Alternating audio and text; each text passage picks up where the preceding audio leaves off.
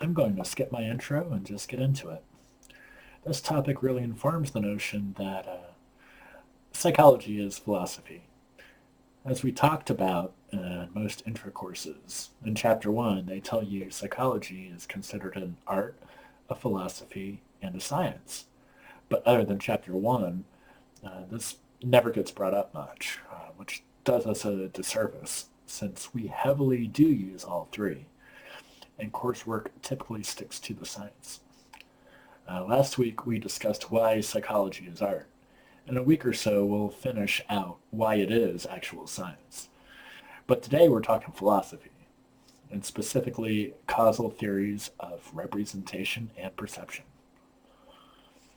So psychology is a very large field. It is, after all, defined as the study of thought and behavior, and psychopathology is a very small subcategory that seems to entice and distract a lot of people. Aside from that, the majority, very sizable slice of the research pie is devoted to perception, cognition, and consciousness.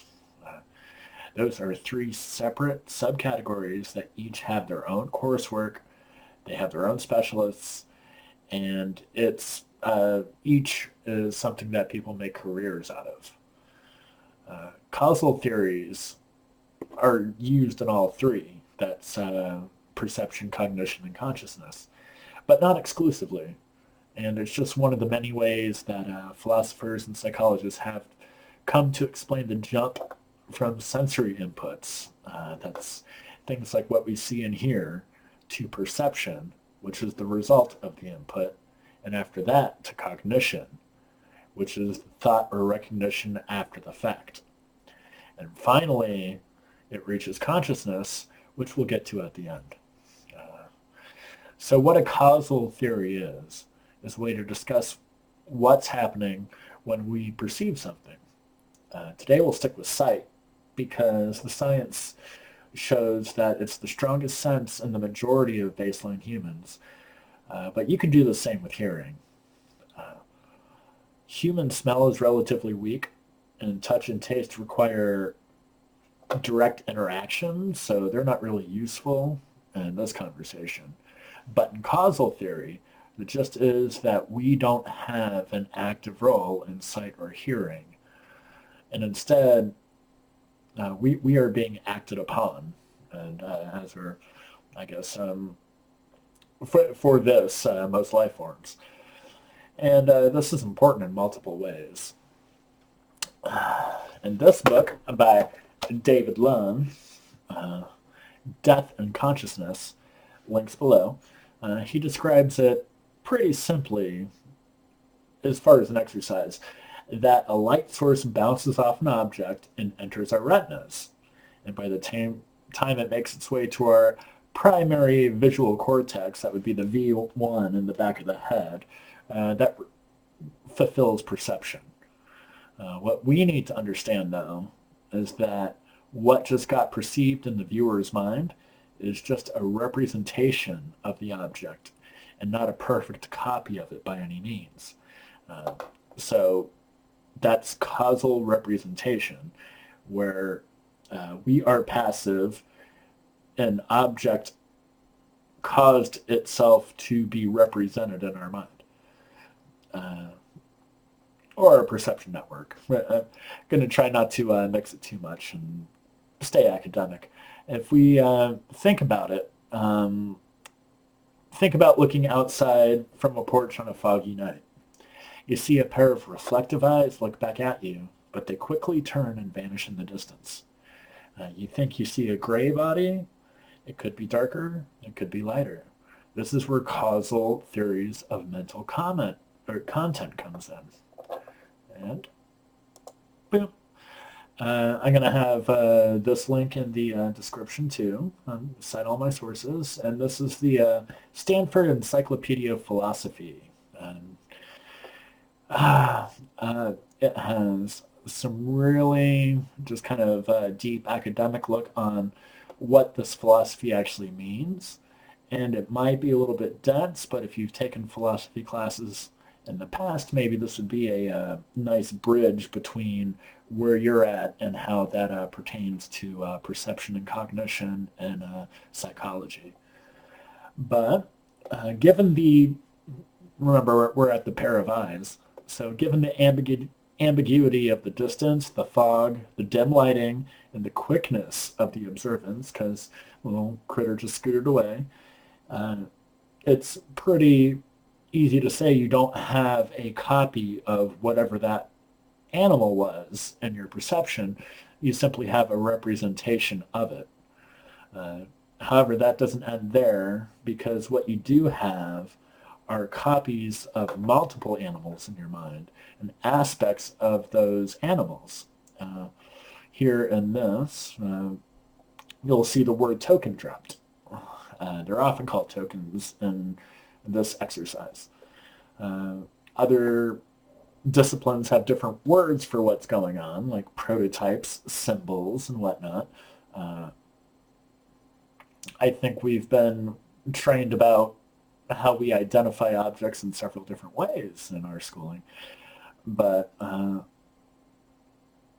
tokens are useful in causal theory because that animal is now causing you to review all of your tokens, and when a threshold of enough criteria is met, cognition happens. That's the step after perception.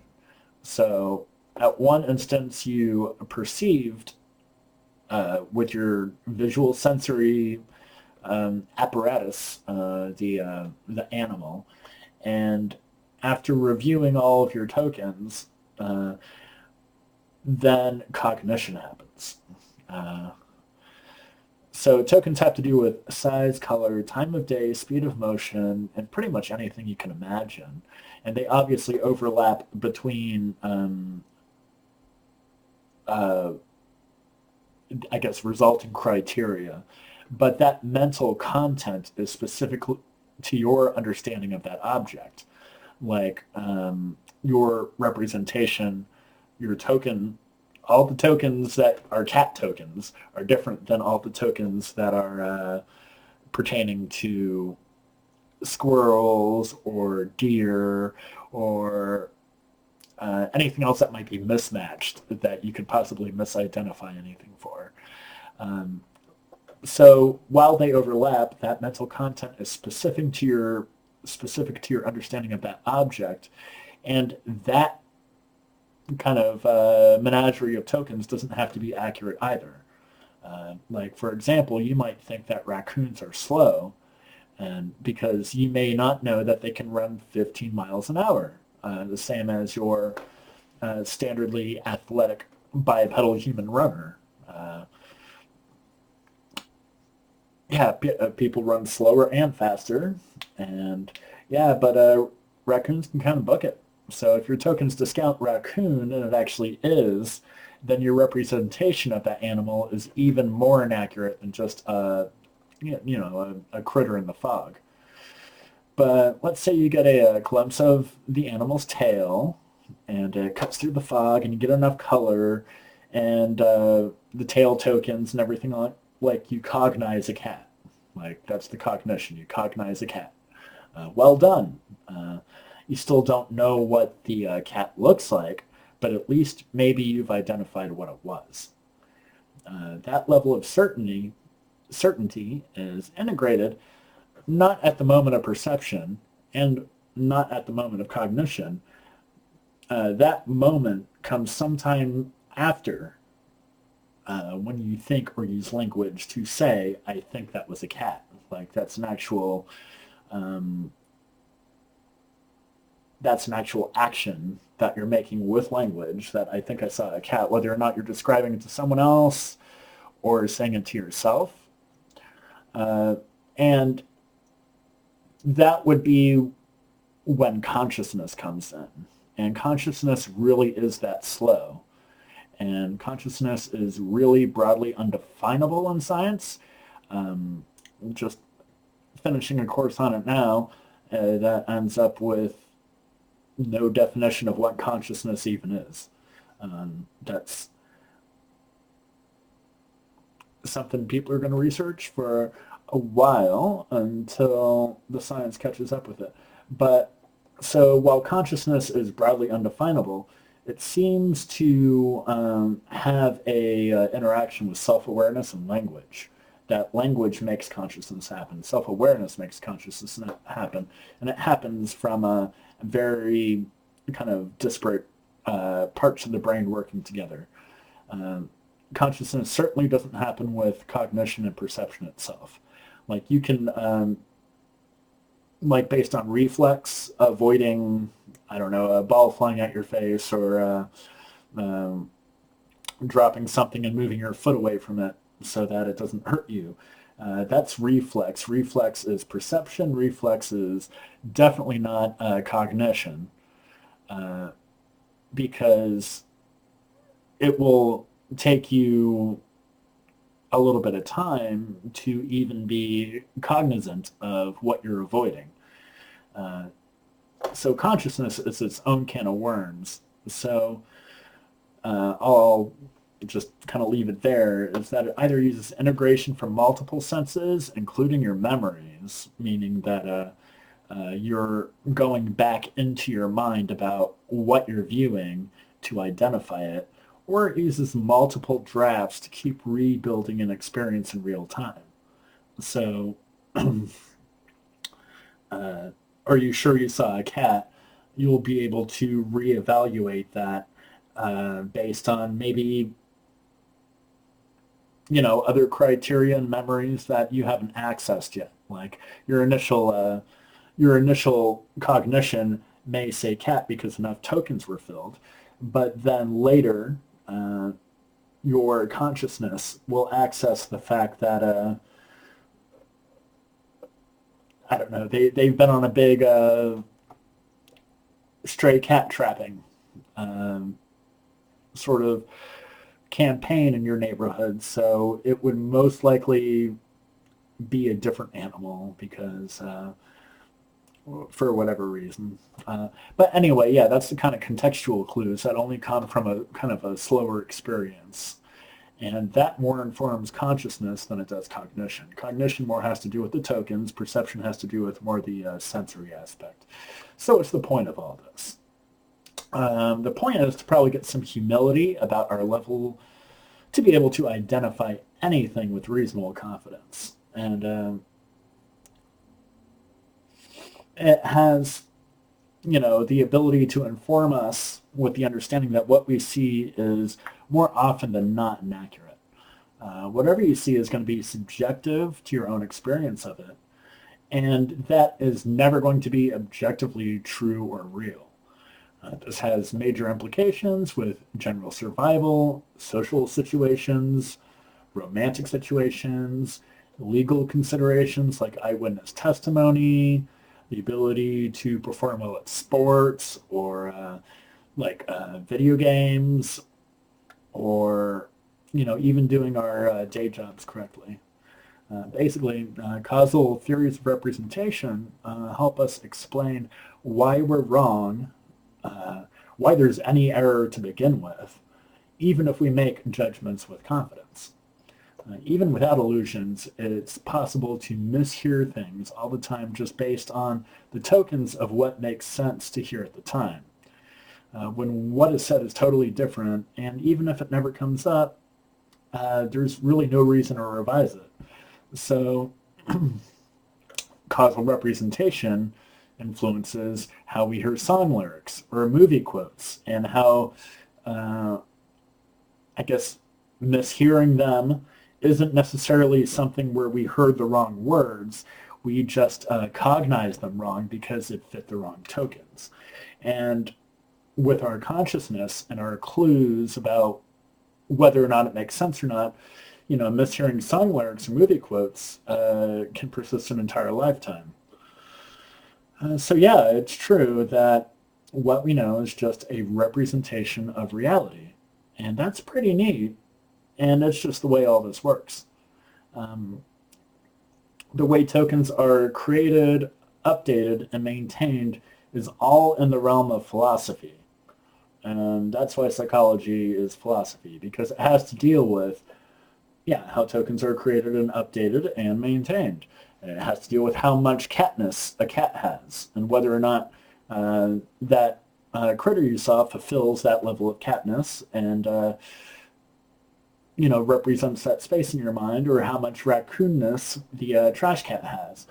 It's incredibly interdisciplinary when it comes to cognition because we have philosophy, psychology, and neurobiology all doing heavy lifting at the same time. None of them can do it alone because neurobiology doesn't even inform anything on its own. It just tells you which neurons are firing, actually making some kind of description as to what is occurring in real time when um, the fMRI is lighting up. That's what you need psychology and philosophy for. So one thing that the course I just took helped explain is don't be afraid of other disciplines while you're taking something. You can be a pure scientific neurobiologist, but you're going to need a little bit of framework to understand how that translates. Like you can argue that this causal effect encoded my experience of this cat encoded a memory of a cat, but it won't tell you why specifically you were wrong if it happened to be a possum or a raccoon. It won't tell you about the tokens. And philosophy will tell you that. And psychology will help you deal with your belief and certainty thereof beyond just the threshold being met. So yeah, they all work together pretty well. They overlap, and there's no reason to be I don't know. You don't have to adhere to any of them on their own. So that my best advice as a student goes is that to embrace your neurobiology courses as a psych student, embrace your philosophy courses as a psych student. As a philosophy student, engage in psychology and neurobiology. Science is not the bad guy. And if you're kind of a hard STEM neurobio person, definitely engage with what these things mean to your studies and how they help contextualize what you've learned. So thank you. If I hope you enjoyed this, and I'll try and do more formal work like this in the future if anyone seems to like it. But if you did like it, please offer some likes if you did, because I won't know otherwise, and leave a comment for future suggestions or comments, and definitely subscribe if you want more. You won't see it. But see you later.